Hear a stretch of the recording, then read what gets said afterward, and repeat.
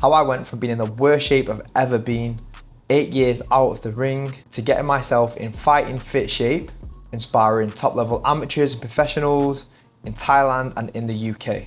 Hello, I'm Ben from Coach Bench Performance. Welcome to my YouTube channel. If you've not already, make sure you like and subscribe for more information and content to help keep and get you in fighting fit shape. So I'm a boxing strength and conditioning coach, currently based in India, working with some of the best amateur boxers in India. Alongside this, I support amateur and professional boxers worldwide in preparing themselves physically for fights and competition by supporting their strength and conditioning online. So before being a strength and conditioning coach, I was actually an amateur boxer. I had around 30 amateur boxing fights. This unfortunately came cut short due to an injury where I got a concussion from a head clash and I suffered something called post-concussion syndrome. This is basically where your brain is healthy, however your body is still responding as if a concussion is still there. So this caused me years of pain. I had headaches that just never went, tension within my head, and even though scans said that my brain was healthy and there was no issue there, it definitely was. And that's exactly why I put the same dedication and drive, which I use in boxing, into becoming a strength and conditioning coach so I can support other boxers and help them learn from the mistake when I used to compete myself. So after 8 years, my symptoms completely stopped. And it always sat with me that I always wanted to get back into the ring, at least at a sparring level. So when I first went back into a boxing gym, I was 90 kg. I used to fight at 70 kg. I was out of shape, I did no cardio, I was unconditioned. So I set myself a target, I wanted to get down to 75 kilograms and get myself in peak fighting shape. And this is exactly how I done it. So in terms of my conditioning, I was dramatically out of shape and I needed to build that aerobic base before I went into my intense periods of sparring. But then also, even being able to handle the high intensity nature of boxing itself. So I started prioritizing VO2 max training and we're aiming to accumulate time in the red zone. That's with a heart rate above 90%. And the key thing what we're improving here is oxygen delivery, especially at those high intensities, which is related to boxing. So the gold standard for this is 4 minutes on, 2 minutes off. I would do 2 to 3 high intensity conditioning sessions per week. Then in order to progress this aerobic capacity work, we can use long and also short intervals. So I always recommend starting with the longer intervals. With 4, it can even go up to 6 minutes. With prolonged rest periods from 2 to 3 minutes. Generally, we use the recommended work to rest period for aerobic power, which is around 2 to 1. But as fitness starts to improve, we can increase the intensity. So that means using shorter intervals. So we can use 2 minutes on, 1 minute off. We can do 1 minute on, 30 seconds off. And then we can increase the intensity even further by working above our max aerobic speed. So these are intervals such as 30 seconds on, 15 seconds off. You might do 5 to 6 reps, then have 2 minutes off. Or you might break down your 4 minutes intervals into 20 seconds on, 10 seconds off. This allows us to work at a much higher intensity. So we're gonna unlock some speed and power output as well. But then also when we think of the demands of the fights, it's that ability to work in those bursts and recover. So that's exactly how I progressed my aerobic capacity work. So you can use any training modality for this. You can use the assault bike, you can even use circuit training. Because we're indoors, it can reduce that overall joint impact, especially with me being a lot heavier than what I'm used to. But then also we can fix the intensity. So we know exactly what intensity we're running at, how we're progressing each week, and what is the training outcome of that. So we might find running at 14 kilometers an hour in your 4x4s got us 8 minutes with our heart rate above 90%. But then if we're to do this same workout, we might do the same speed and only get 6 minutes in the red zone. And that's showing for that week, the same intensity is causing a less fatiguing stimulus, which is a sign of fitness, improvements, and the fact that we can be pushed even more. So to build on the aerobic base, it's important to move on to more peripheral adaptations. So I would find that cardiovascular, I was fit enough when I started sparring, but I would get very high lactate levels. My legs were feeling dead heavy. When I was sparring in some moments, I just had to try and fight myself off the ropes because my legs weren't used to the intensity of the high lactate levels, which is produced in sparring. And that's a sign of fatigue within the muscle from using the anaerobic energy system. And it's an indicator of high levels of muscular acidosis. This is basically hydrogen ions built up within the muscle. And this is going to reduce the productivity of the anaerobic energy system, which is needed to produce those high speeds, those high bursts within a fight, but then also put more strain on the aerobic energy system, as this is gonna have to work harder in order to clear those lactate levels through the body. So it's important we're improving our peripheral adaptations within the muscle, so they can firstly extract more oxygen, then also improving our muscle buffering adaptations. This is basically being able to control the onset of muscular acidosis, so that fatigue within the muscle. And we basically do this with short, intense intervals with prolonged rest periods. Because sometimes we think less rest is less challenging. However, to train the anaerobic energy system, we need extended periods of rest for the energy system to be able to replenish and recover. If not, it's going to make a massive reduction in your speed and power output in the session, and also make that session more aerobic. The first thing we start when working on peripheral adaptations and muscle buffering adaptations is anaerobic capacity work. So these are your long glycolytic intervals, which can run up to 2 minutes to build that initial anaerobic capacity and that base, and then we can progress through the longer intervals as we start increasing that fitness. So a great workout for this is to start with is 2 minutes on, 2 minutes off. And we want a very high pace sustained through the 2 minutes, but then also repeated for each interval. One mistake I'll see fighters make is for that 2 minutes, they all out blast it, but then they're gonna see more than a 10% drop off in the speed of the power output. So we can start with around a 7 to 8 out of 10 effort for the full interval, and we can build it up as we go along. And for this, we will complete roughly 4 to maybe 7 max reps. Amateurs, you probably only need 4 to 5 because the main thing is increasing that intensity over time. So there we're using a 1-to-1 work to rest period, but as we're shortening the intervals, we might extend that rest period even longer. So like I said, we might do 2 minutes on, 2 minutes off. We could do 1 minute on, 2 minutes off. We're working a 1 to 2 work to rest period. And then same again, we might work 30 seconds on, 1 minute off. And then once that anaerobic capacity is built and we're increasing our muscle buffering adaptations, we can move on to our power endurance training. This replicates the demands of the fight, but here we're working very short, intense bursts with prolonged rest periods. And normally we're working around a 1-to-4, 1-to-5 work to rest ratio. So an example of this would be 10 seconds on, 50 seconds off. And we can use anywhere between 12 to 18 repetitions. Again, the main thing with this workout is maintaining your power throughout. So we're not actually working out at max for the intervals, it's around 90% of your max speed or your max power. I think the assault bike is a great tool to use for this, because here we're getting full body max power output, because sometimes with sprinting, we might not get that maximal speed and intent, and also it's full body. We're using the arms, we're using the legs, just like within boxing. It can really easy track our power output through the session, just by looking at your peak power after every single interval. So just to summarize that, in terms of the high intensity conditioning, which is massively important for boxing, with our VO2 max intervals where we're working in that red zone, we can progress this with shorter intervals and increasing that intensity, but mostly always using the aerobic power work to rest ratio of 2-to-1. We can use short intense intervals such as 30 seconds on, 15 off, or 20 seconds on, 10 seconds off, where we're starting to really unlock that speed output. And then after building that solid aerobic base, we're looking to improve our peripheral adaptations. That's our muscles' ability to tolerate the onset of muscular acidosis, so that burning and that heavy leg feeling, and this is going to allow you to repeat those speed and power intervals throughout your competition, which is working 2 minutes on, 2 minutes off. We can progress this again and increase the intensity with 1 minute intervals, 30-second intervals, and then we finish with our short, intense power intervals with our power endurance work, which can run anywhere between 6 up to 20 seconds with a work to rest ratio of around 1-to-4, 1-to-5.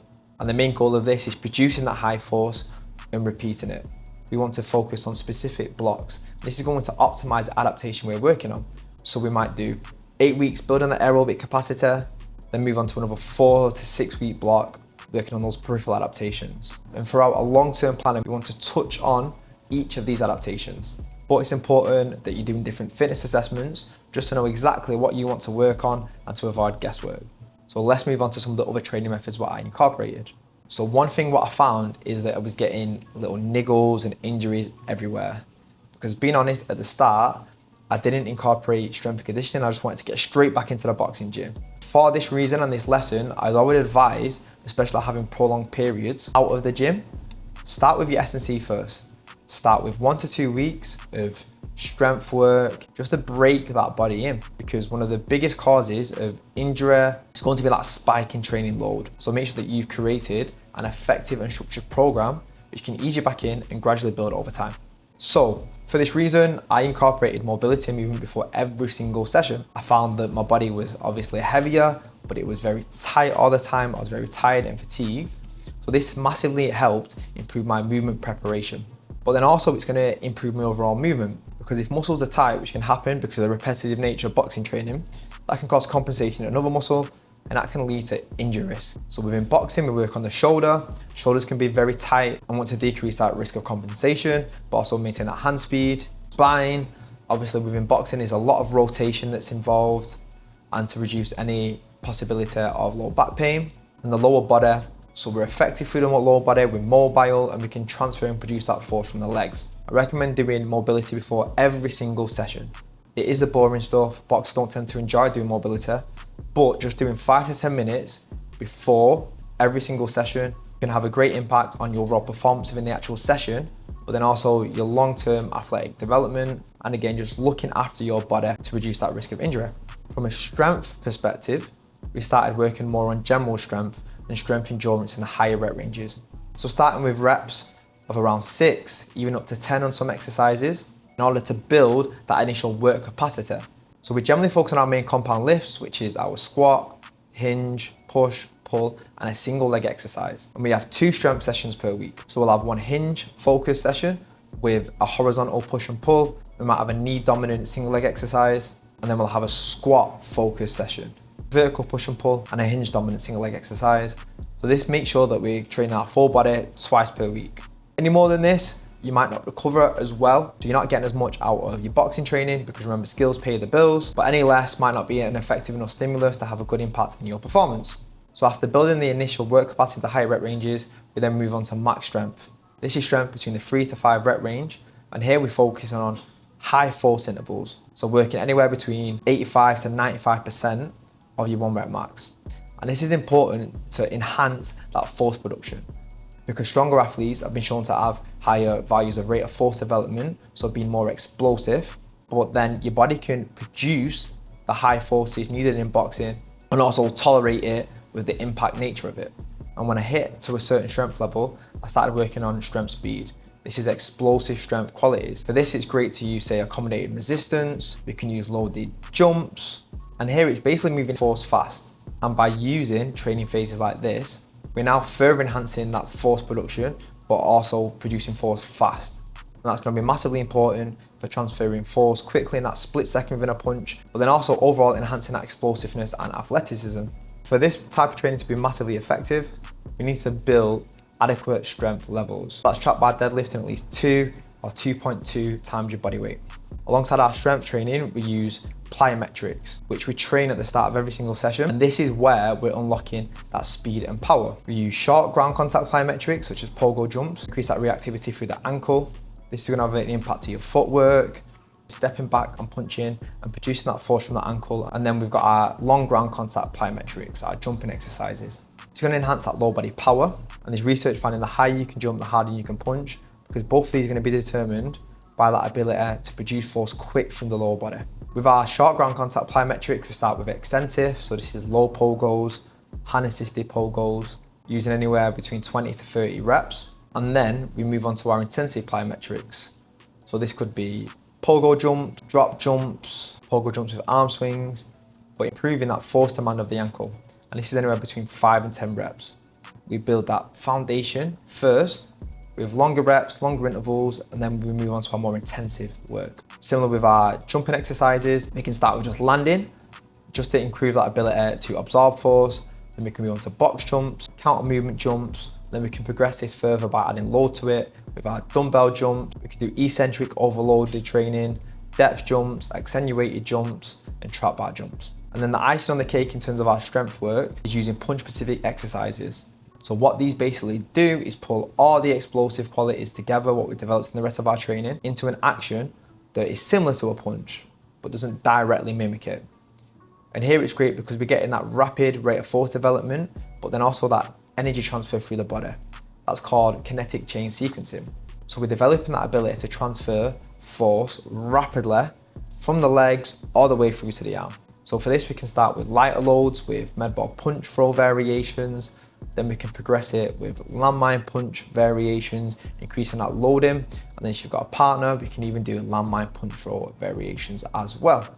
That was the fundamental of a lot of my strength and power work. But then I also found, because I was so long out of the boxing gym, my body actually couldn't deal with the impact of boxing. So I was getting a lot of niggles, a lot of injuries.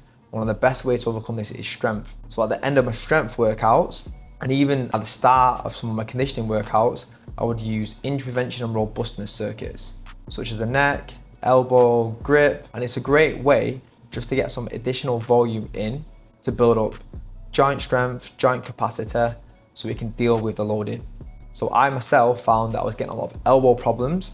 So I was using lots of isometrics around my elbows. So when dealing with an injury, isometrics are a great way to start because they can increase joint and tissue strength without taking it through a range of motion. So I started with yielding isometrics. This is great in the start of this session because there's research finding it can have an analgesic effect. It can basically immediately decrease your pain perception. And then we're doing longer holds from 30 to 40 seconds. But the key thing with this is making sure that it's challenging. So we're working still to around the 7 to 8 out of 10 because we want enough tension through that joint in order to get an adaptation and increasing collagen synthesis, so that tendon's gonna adapt, grow, strengthen, and become more robust. And then we can move on to overcoming isometrics. So this is basically when we're pushing against an external object where we can't move. So again, focus on the elbow, I would do stuff like overcoming isometric tricep pushdowns, overcoming isometric bicep curls, setting the cable up max and pushing with max intent. What overcoming isometrics are basically doing are building tendon strength and robustness by exposing it to maximal force. You can do anything between 3 to 5 second holds, 3 to 5 reps, and repeat that for 3 to 4 rounds. And once that pain reduces, we can do your traditional training for a range of motion, such as tricep extensions, bicep curls, and so on. And then some of this might cross over. We might include our isometrics before our sessions, additional volume, reduce that pain in session. So just to summarize that in terms of strength, started off building strength and work capacity in the higher rep ranges, looking at more strength endurance. And then eventually we build up to our maximal strength training in the 3 to 5 rep range. This is where we're exposing our body to maximal force, using lows of 85 to 95%. And then once hitting good strength targets, or if we're getting closer to competition, you can use strength speed, which is explosive strength, and that's moving heavy weights fast. You can use accommodating resistance, or using bands, chains. We can use loaded jump training as well. Alongside this, we always have our plyometrics. So we're developing speed, power, and reactivity. And we have punch-specific exercises to pull all this together into an explosive punch-specific movement. And then we can use injury prevention top-ups to enhance our overall robustness or build back from a niggle or injury. Then finally, I'm going to speak about boxing. So boxing always should take a priority. We always say skills pay the bills. For this reason, I would make sure that I'm doing a minimum of 3 up to 5 boxing focus sessions per week. A lot of this time was spent with my trainer, so I think pads are brilliant for boxing because you get that one-to-one time where you're creating scenarios which are similar to a fight. But then also you get one-to-one time with your coach where he's picking up on things, he's ironing out mistakes, and he's making you a better fighter. What really worked well with me was the ability to make systems and structure in training and fighting. That just works much better for my brain learning style. Found that in less than a year, I probably learned the most about boxing than I ever had before. The way I see boxing is as a toolbox. So for boxing, we need to be able to do a little bit of everything. We need to fight close range, long range, box and move. We're always going to have our strengths and weaknesses and what we're good at. But if we've got access to all these different tools, that's when experience comes in. And that experience is choosing the right tool for the right situation. So a lot of our time was spent building these tools. So say if you're on the ropes, here's 5 different options. We would consistently drill and get better at these. And that repetition would instill it into your brain. So when you're in sparring, you would naturally do it. But then transferring all this skill into the closest thing to a fight, which is sparring. So within the gym, we would do controlled spars, working on specific things. Because one big mistake, what I used to do as an amateur when I used to box, was that every spar used to be a hard spar. I don't think that did my head any good, my memory any good, but then you find you're not actually learning anything. You're sparring to win, but what you should be doing is sparring to practice. So the things what you've been learning in the gym, you're putting those into a high pressure situation. So we'd have our controlled spars and our open spars. And what's great, what we was doing is in our open spars, we was traveling to other gyms, other gyms coming to us. I was actually sparring out in Thailand as well, sparring against Russians with over 200 amateur fights. This is great for your learning and development, to be sparring people that are better than you, because you're learning things, you're picking up on things, what they do, and it's going to give you that confidence. But then also you're seeing how mentally you deal with a high pressure environment. You still get those nerves before, so how well you can control those nerves, go into another gym, sparring someone new, sparring someone more experienced, and putting that emotion aside and focusing on your boxing, what you've been learning in the gym. So I actually got ready for a fight, but unfortunately my opponent pulled out on the day. But I found this dramatically improved my coaching, because every single workout I prescribe with fighters, I have done myself, and I've put myself through that. So I know the science behind it, but then also the feeling and the mental impact. If you'd like to see some of these training methods in action, we have the War Ready Strength Conditioning Program. 14-week training program designed to get you fighting fit, that puts all these training methods in action and used by fighters all over the world. This is delivered through an app. You can log and track all your progress through that, but also educational workshops, so you're learning to enhance your knowledge as a fighter, testing to see how you compare to the average boxer, and even tapering strategies to help you peak for fight night. If you think this is for you, click on the link in the bio and find out some more information. Thank you for watching the video. I hope you enjoyed. Make sure you like, subscribe, and I'll see you in the next one.